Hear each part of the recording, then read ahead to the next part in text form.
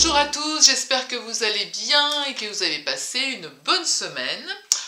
Aujourd'hui, une nouvelle vidéo sur le pastel gras. Je reviens un petit peu sur le pastel gras parce que j'ai des petites astuces de nouveau sur le pastel gras et j'espère que ça va vous intéresser. Tout d'abord, merci à tous les nouveaux arrivants sur la chaîne. Merci, on est de plus en plus nombreux, c'est super. Merci aux anciens d'être là, toujours. N'hésitez pas à me mettre des likes sous la vidéo, ça nous fait remonter ça fait remonter la chaîne. Hein. Voilà, qu'est-ce que je voulais vous dire? Les commentaires, pareil, n'hésitez pas à mettre des commentaires, je suis très réactive aux commentaires. Toutes les informations sont sous la description de la vidéo. Hein. Lorsque vous voyez plus, vous allez cliquer sur le plus et là vous avez la description de la vidéo, vous avez mon adresse mail, les coordonnées d'Arsens Formation, il y a des promotions en ce moment. Et voilà. Et bien écoutez, je crois que c'est tout, une introduction très courte. Je vous dis à tout de suite pour cette vidéo. Donc le but de notre exercice, comme vous avez compris, ça va être de créer des réaux hein, en grattant en fait des superpositions de couleurs. Et voilà, il va s'agir dans un premier temps de recouvrir une zone avec une couche épaisse de couleurs. Et puis ensuite on lui mettra un fixatif et ensuite on recouvrira d'une autre couche. Et ensuite on la frottera, on l'enlèvera avec un outil. Alors les outils, vous les avez ici. On a soit un cutter, une lame de cutter, soit une pointe de bambou, comme ça, hein, soit un crayon à papier, c'est du H, là, donc ça va enlever la deuxième couche. On va avoir besoin également aussi d'un crayon d'estompe pour estomper certaines zones. Et puis donc voici mes pastels gras, les couleurs que je vais utiliser parce qu'en fait je vais partir sur la réalisation de ce maïs, hein. Alors peut-être pas tout, hein, mais ce qui va être intéressant justement c'est de montrer la matière hein, de cette enveloppe de maïs et puis pourquoi pas les petits cheveux, comment est-ce qu'on peut rendre ça avec le pastel sec. On va tout de suite voir ça. Donc je vais travailler sur un papier toilé, je mets mon épi de maïs là devant et je vais donc ébaucher, je vais faire le dessin avec vous. Alors je verrai si j'accélère ou pas selon le temps de la vidéo, je vais voir, ça va être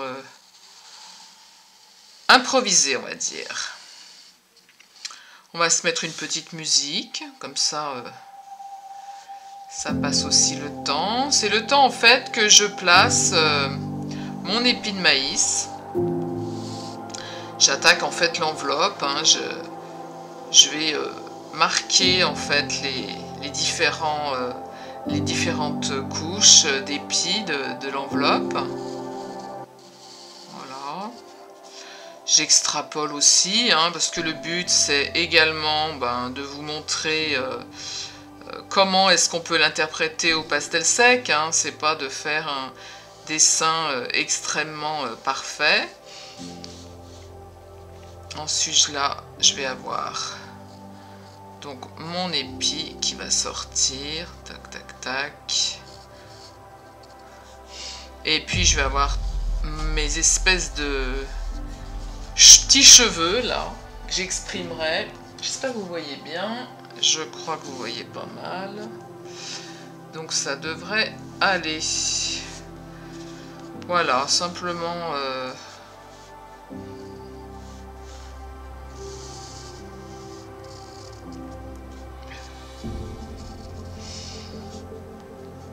j'appuie un petit peu plus en fait pour que vous voyez parce que pas sûr que vous y voyez bien. Hop. Là, donc j'avais ma première couche. Hop, là. Là, c'est derrière. Voilà. Ma deuxième couche.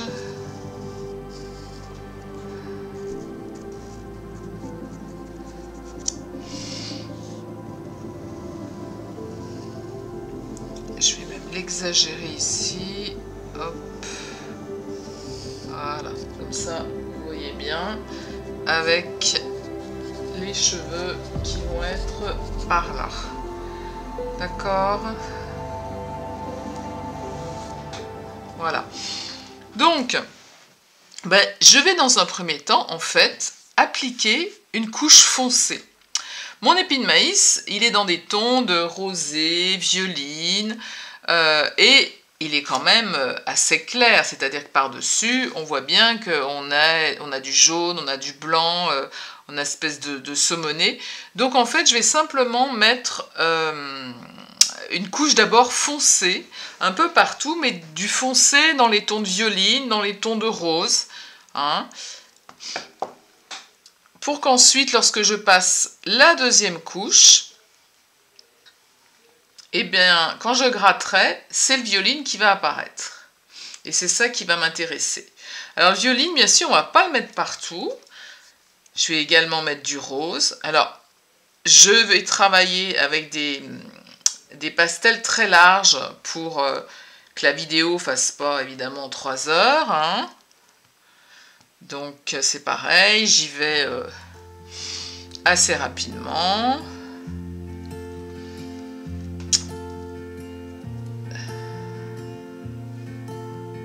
Je passe mes couches. Je les déterminerai ensuite avec le crayon d'estompe. Je peux aussi utiliser ce rose-là. Je vais venir là avec.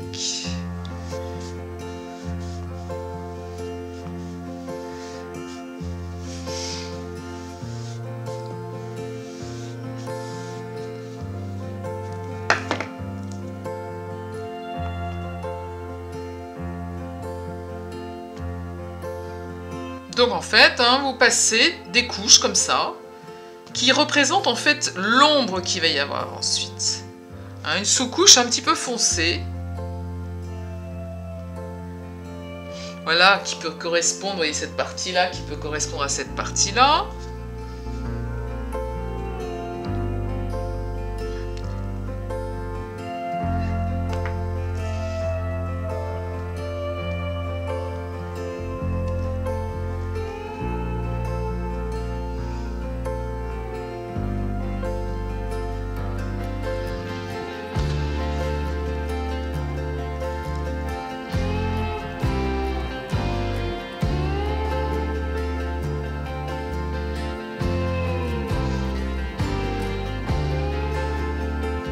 Je peux prendre du plus foncé encore, ou une autre teinte, hein.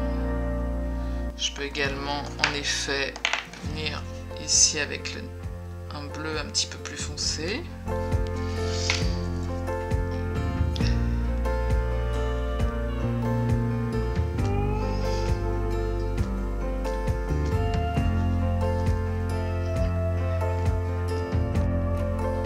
Je peux ensuite estomper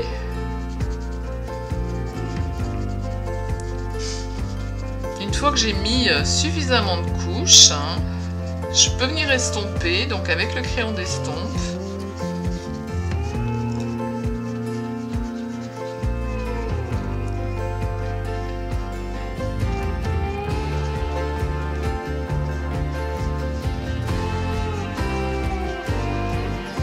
Pareil, hein, je le fais rapidement.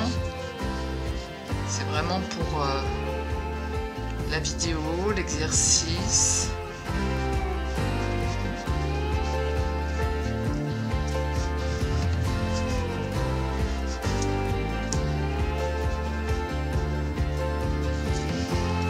Je peux aussi venir un petit peu avec le blanc. Pour éclaircir cette partie-là. Voilà.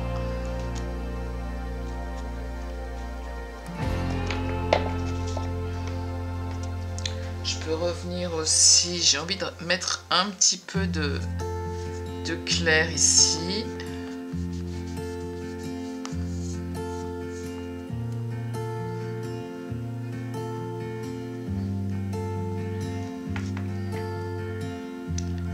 Aussi. Enfin de clair. Toujours dans ma sous-couche. Hein. C'est toujours ma sous-couche.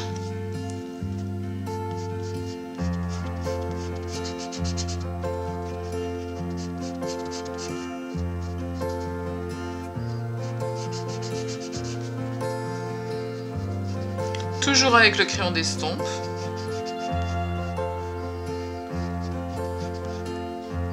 Je sais pas encore si dans le montage vidéo, je le ferai en accéléré ou pas. C'est pour ça que je vous dis pas grand chose. Parce que là, bon, il n'y a pas grand chose à dire. Hein. C'est vraiment... vous voyez le principe. Alors comme j'ai pris un épi de maïs, ben, forcément, c'est un petit peu plus long. C'est pas mal le crayon d'estompe, hein, vous voyez. Hein. Il permet vraiment d'étaler la couleur. Là, je peux me remettre un noir ici, un petit peu plus foncé. Ou un bleu. Hop. Voilà. Puis ensuite, on reprécise avec le crayon d'estompe. Ça permet ensuite de donner plus de précision. Vous voyez, là, je suis toujours avec le crayon d'estompe. Hein, je ramène pas de couleur. Hein. C'est drôlement pratique. Hein.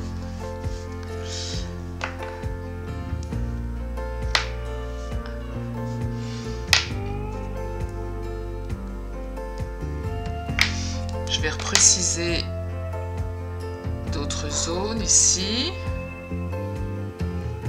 Voilà. Je remets mon foncé.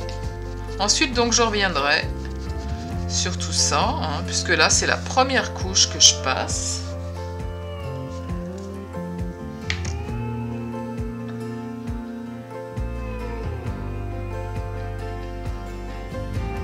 Là, je vais faire un petit peu plus foncé.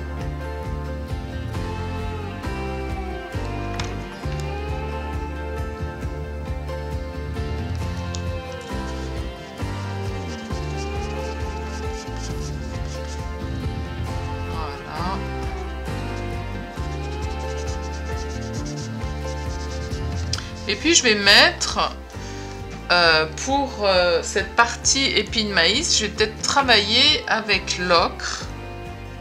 Cet ocre-là. Donc toujours pareil, ça va être le fond. Puisque je viendrai faire mes détails avec ma pointe.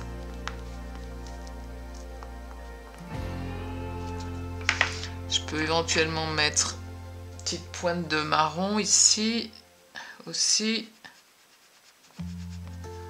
Voilà.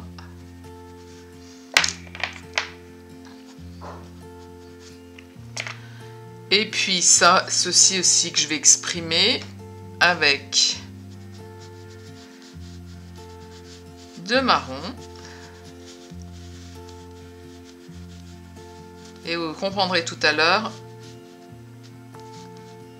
comment on va l'utiliser. D'accord? Voilà. Là, je vais aller un petit peu plus loin. Hop. Je vais peut-être mettre ce rose-là.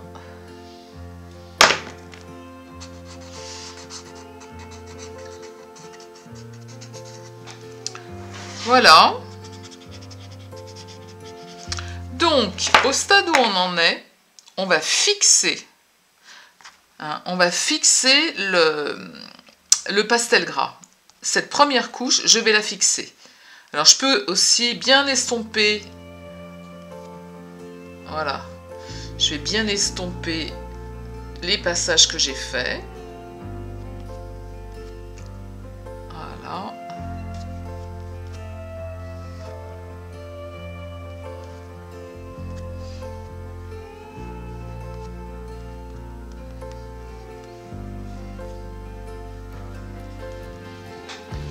Voilà.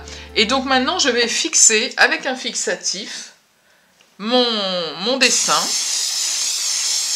Je vais mettre quand même une bonne couche et ensuite je laisse sécher de manière à ce que cette première couche soit bien fixée sur le papier. Ensuite, quand le fixatif est bien sec, hein, que ça ne bouge plus, je vais prendre les teintes, la deuxième teinte que je vais rajouter. Là, donc je vais mettre de la lumière. Je vais partir sur des jaunes.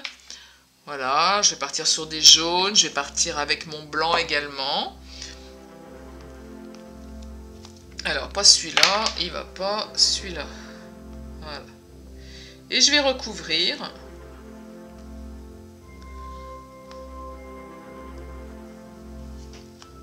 J'espère que vous voyez correctement. Voilà, je vais recouvrir. Alors, pas partout, hein, mais je vais passer cette deuxième couche. Passer peut-être un petit peu de blanc ici. On va prendre celui-là. Voilà. Alors, c'est vrai que j'ai des... Comment ça s'appelle ça? Des pastels gras qui sont super, hein, parce qu'ils sont très sensibles. Ils se fondent, vous voyez, j'y vais avec le doigt. Ça se fond, c'est fabuleux, hein. Je peux le faire avec le doigt, je peux le faire évidemment avec le crayon d'estompe. Là, je vais me mettre là. Voilà, avec un petit peu de jaune aussi.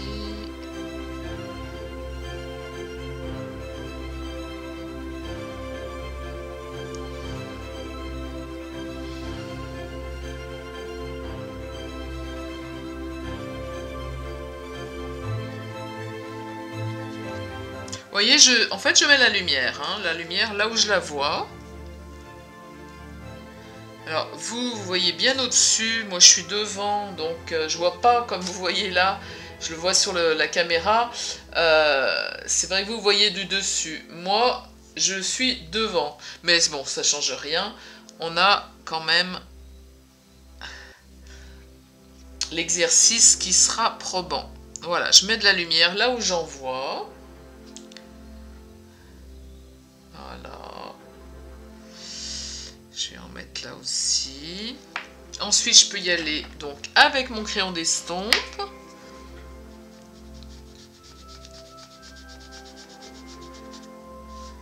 Voilà.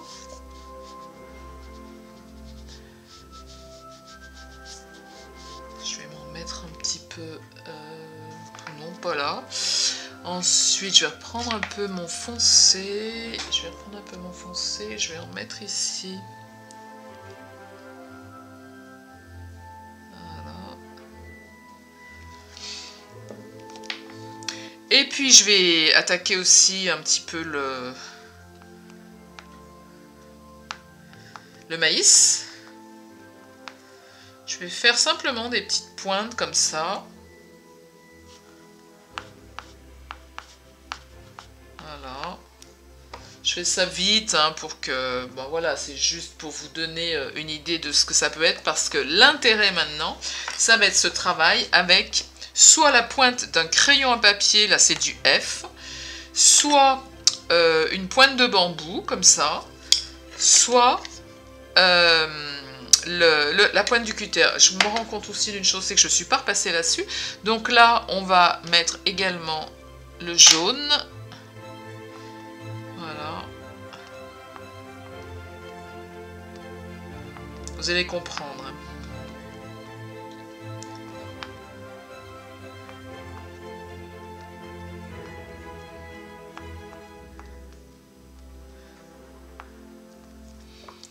Le blanc aussi.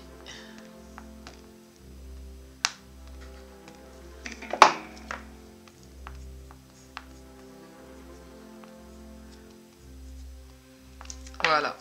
Donc, on part sur... alors, qu'est-ce que je vais prendre? Je vais tous les faire comme ça. Donc, par exemple, voilà. Je prends ma pointe, là. J'appuie à peine. Hein, je ne suis pas obligée d'appuyer énorme. Et je vais faire les stries. Vous voyez, les stries qu'il y a sur ce maïs. Voilà. C'est ça qui va être intéressant. Donc, je peux prendre aussi cette pointe-là. Voilà. Donc, qu'est-ce qui se passe? En fait, vous avez la sous-couche, la première couche, qui vient se dévoiler. Et du coup, on a une matière qui s'exprime ici. D'accord? Ça donne des effets absolument super. Et ça peut s'appliquer à plein de choses. Hein. voyez? Alors je le fais avec ça, je peux le faire avec le cutter aussi. Imaginons voilà, que je me mets là, j'ai une pointe encore un petit peu plus fine. Voilà.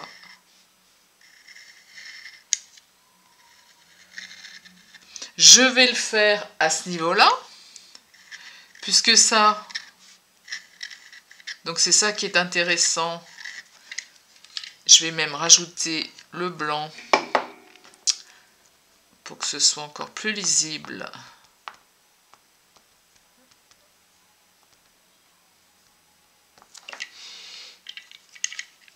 On va y aller avec ça. Donc là, voilà. Là, vous pouvez vraiment exprimer tous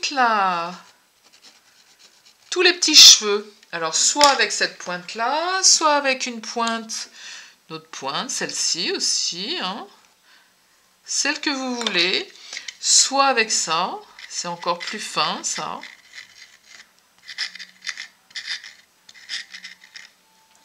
Est-ce que vous le voyez bien? Je ferai des zooms si vous ne le voyez pas bien.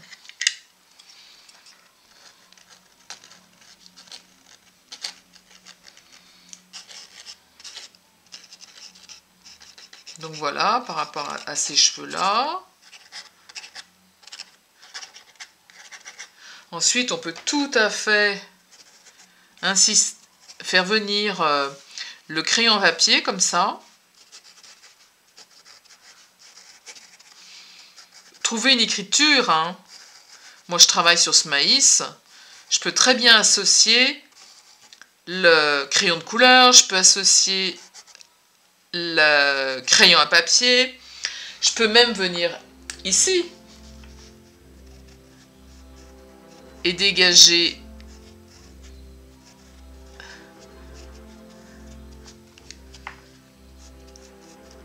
voilà, j'exprime le maïs.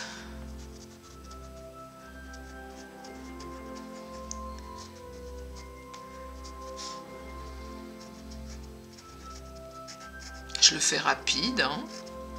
Bien sûr qu'on peut travailler avec beaucoup plus de précision. C'est pour vous montrer vraiment cet exercice.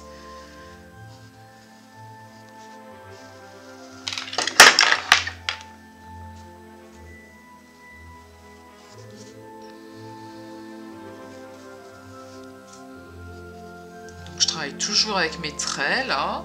Je peux les faire plus fins si j'ai envie de les faire plus fines. Vous pouvez travailler avec un petit scalpel hein, aussi, j'en ai pas. Je pensais que j'en avais, puis j'en ai pas. Avec le scalpel, on fait des choses encore plus fines que ça. Vous voyez là.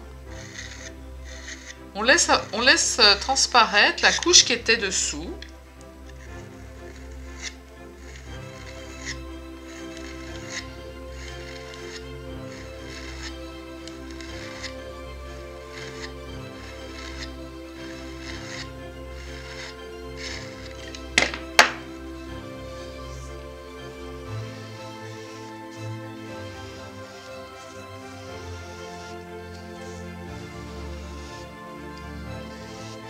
On peut revenir après pour mettre un petit peu plus d'ombre. Par exemple ici. Voilà. Ici, on a aussi une autre ombre.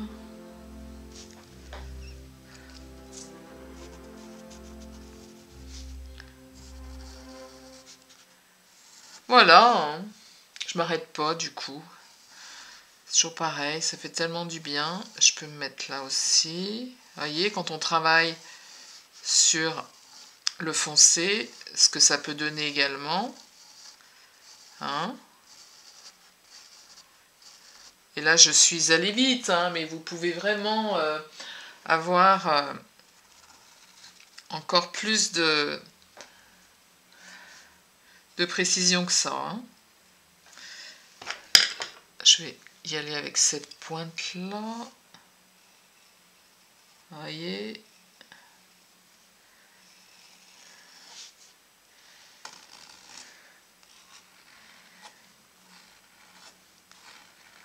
on dégage en fait la sous-couche.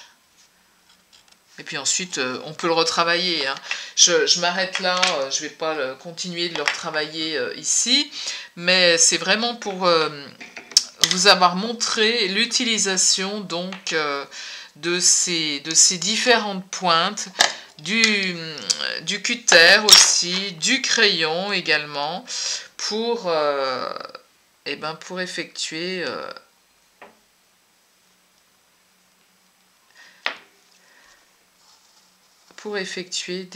du relief. Voilà. Voilà, écoutez, j'espère que cette petite vidéo vous a plu et je vous dis à très bientôt pour une prochaine vidéo.